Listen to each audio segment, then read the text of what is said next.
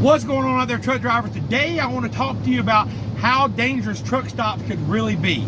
They can be very dangerous out here if you don't know what to look for, and if you're new to driving through truck stops or just being in a period, even if you're an experienced driver. But first off, if you're new to my channel, go ahead and reach down there and hit that subscribe button right now. I'm going to teach you things that CDL school will not teach you. Also, if you get any value from this at all, hit that like button and share it to other truck drivers so that we can keep making truck drivers safer and safer by keeping the conversation of this alive. So let's get into it. Why are truck stops so dangerous? Well, they just are. When you get into a truck stop, I hate going to truck stops, but we have to because we got to fuel, we got to take showers. I'm at a truck stop right now. Just got to taking a shower because I get some fuel. But when you're going into truck stops, go slow. Do not drive fast. Number one, you can hit somebody. You got people walking around everywhere. You got people backing up, not using the horn, not using the flashers. You got other people going whack, whack on the air horn. It can be a real madhouse. So go slow and pay attention. Scan.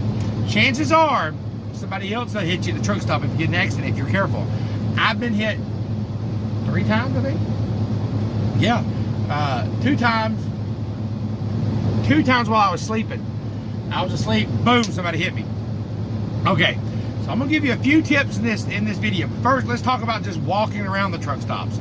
Number one, when you're walking around the truck stops, you really need to have a vest on. I'm guilty of not doing that myself. I know. I'm preaching to the choir, right? Get a vest, get yellow hat, and pay attention to when you're walking. When you see a driver, make eye contact with that driver, especially when he sees your eyes so you know that he sees you. You could be in a fuel line walking through it, pap, somebody hit you that quick. You don't want to get hit by a semi. I'm sure it hurts. I mean, I've never been hit by one personally, like hit me, but you know, I've had my truck hit, but not me. You know what I'm saying? They usually, I'm so fat, I might total a little car, but I ain't gonna put a dent in that semi truck. You know what I'm saying? So I don't want to get run over. So I'm constantly keeping eye contact and watching where I'm at. All right, next thing, when you're driving in the truck stop, like I told you, try to be careful and always watch where you're backing. Try to avoid the end spots. The end spots can be the worst. Let me give you an example. Let's see, an end spot right here. Okay, the end spot's gonna be, let's see, old Swift get by right here. The end spot's gonna be where that red truck is. There's no parking spot next to it. People start lining up right next to that, but then people are gonna come around, they can clip you. Versus being in that white truck, you might be a little safer. So end spots might be easier to get into, but you gotta think people may hit you. Now, it might not be your fault. You still gotta do paperwork and all that good garbage. You don't wanna have to deal with all that crap. All right, another thing is people seem to, they forget that the day's not over when you get the truck stop. You drive 11 hours a day, you pull up the truck stop, you're like, whew, man, I'm here. Yeah, seatbelt's off. Bam, you hit somebody. That's why, because you're thinking the day's over with, but that's gonna be your next hardest part is getting in. Watch that trailer, watch those mirrors where you're going. I see so many people take out cones, barrels, clip mirrors every single day. Can be avoided, but just simply watching your mirrors. Just pay attention. It ain't gotta be scary, pay attention. A lot of times at night, truck stops are full. Now, what do you do about that? Try to find other places to park, and that's another video that I'll do. I preferably, when I take my shower, it's 5 o'clock p.m., take my shower here, now. All right, I'm getting fuel here in a minute. I'm getting fuel, you know, that might be daytime, nighttime, but I've already got my shower. Now I can leave, and I'm gonna go on to the receiver tonight, and that's where I'm gonna park at. But if you gotta park in a truck stop, you ain't got nowhere to park, try to get there early, get the parking spot, and try to stay away from the end taps. That's, you definitely want to do that. Another thing at truck stops, parking in these no parking zones may work 1 or 2 times, but then another time somebody's gonna hit you and it's gonna be your fault, or you're gonna get, need you to move your truck, Mr. Driver. Nobody wants to get woken up at 3 o'clock in the morning out to move the truck. So just avoid parking all kinds of crazy, making it harder for truck drivers to get in and out, and have patience. When you see somebody backing up, let them do their thing. Everybody, we've all been new once upon a time, so try to give other drivers patience. You know what I'm saying? Some truck stops, most of them are as dangerous as far as when I say like drugs or, you know, a lot of pimping or things like that going on. Maybe not. They've cleaned it up a lot. I don't really see that at a lot of loves.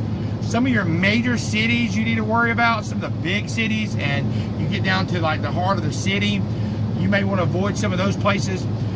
Key to look out for when you start seeing truck stops and they got a guard inside. Like I started at Memphis one time. They had a guard inside that pilot, like 2 guards. One in Atlanta has got security guards inside the truck stop. When they got security guards inside the truck stop, they worried about something. Best believe if they worried about danger in there, it might be danger out here. So pay attention to that. Another thing, you door don't lock. I'll give you a little tip right here. You see this horn? Get you a piece of string, tie it, throw it out the window, roll it up. What'll happen if somebody opens that door? I'm not gonna do it right here because people are sleeping. It will pull this horn, air horn. Mom! It will scare the crap out of whoever opened it, and it dang sure will wake you up. So that being said, do that.